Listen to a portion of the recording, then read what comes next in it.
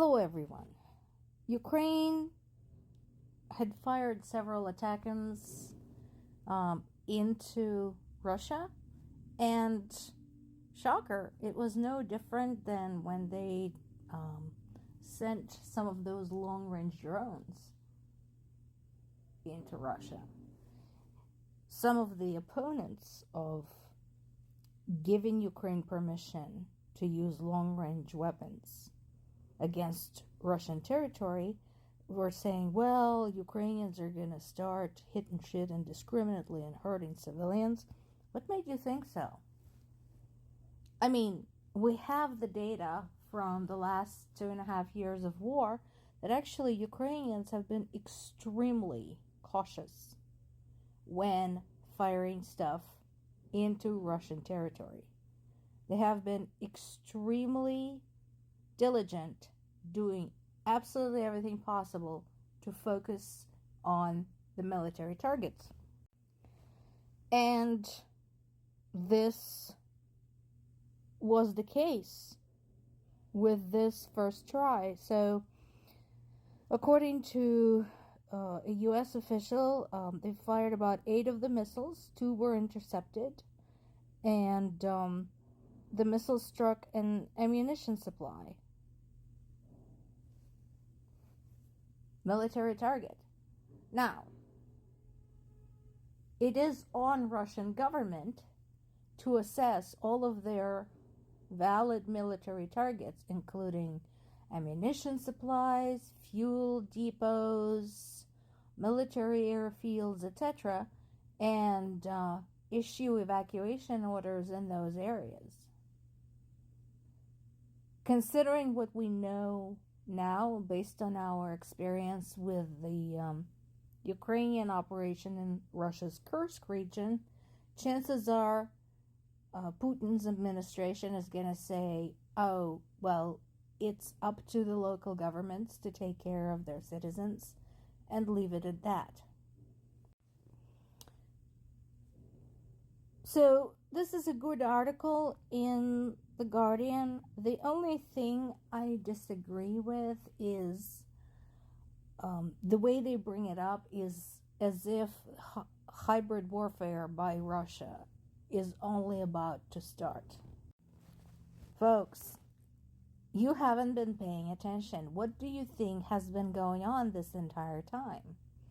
First of all, there is the vast variety of projectiles used specifically against Ukraine. Remember, we had multiple raids using missiles, drones, gliding bombs, and so on and so forth.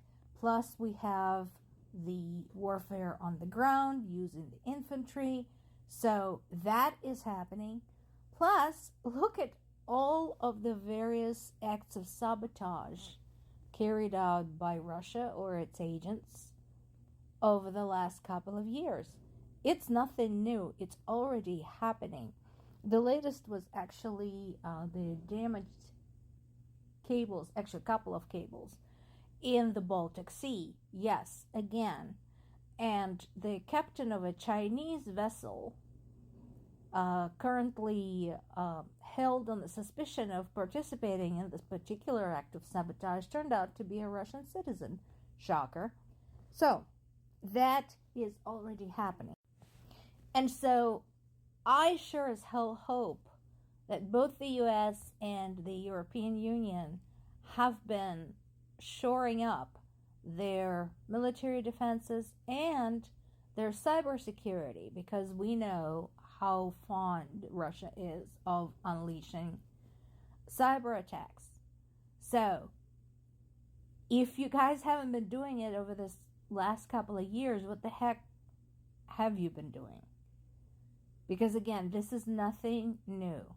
We're going to see more attempted cyber attacks. We're going to see more disruptions. We're going to see more Russian-instigated violent protests. Russian-instigated and coordinated. And we are going to see more election interference everywhere. So I sure as hell hope that the security services of Ukraine's allies haven't been sleeping on the job, because this escalation is to be expected. U.S. Embassy in Kyiv issued an announcement today to its employees that it was going to be closed because of safety concerns. They received information of a potential significant air attack. This is exactly what I'm talking about. Greek, Spanish, and Italian embassies in Kyiv also follow suit. We are working on the next installment of aid for Ukraine, which specifically focuses around munitions for rocket system and artillery and anti-tank weapons. Very important. We talked about this. It's not just about having the launchers, the vehicles, the airplanes. All of that stuff needs fuel, ammunition, maintenance. So that is one of the biggest price tags of war, is how much of what we know as war supplies, how much of that is expendable. So there needs to be more. And this is important, the anti-personnel mines. This is the first time United States had approved sending those to Ukraine. Again, my biggest question is what took you so long, considering that Russia has been using landmines for literally years. We've read about the minefields basically everywhere where they had occupied, including placing mines around the Zaporizhzhia nuclear power station, and I don't need to explain why that is a problem. So, yeah, I think, honestly, we so need to take off the kid gloves in this and just respond to Russia with everything we've got. They like to play dirty against them. They will not observe international conventions. I'm not saying we should start using torture or anything like that. However, as far as I'm concerned, using things like cyber attacks, acts of sabotage, etc., I think that's fair game. I do like the fact that Ukrainians have been very consistent in their humane treatment of Russia's POW. So, nobody can accuse Ukrainians in those violations of Geneva Conventions, unlike Russia. But when it comes to being proactive about undermining the enemy with everything we've got, let's use what we have at our disposal.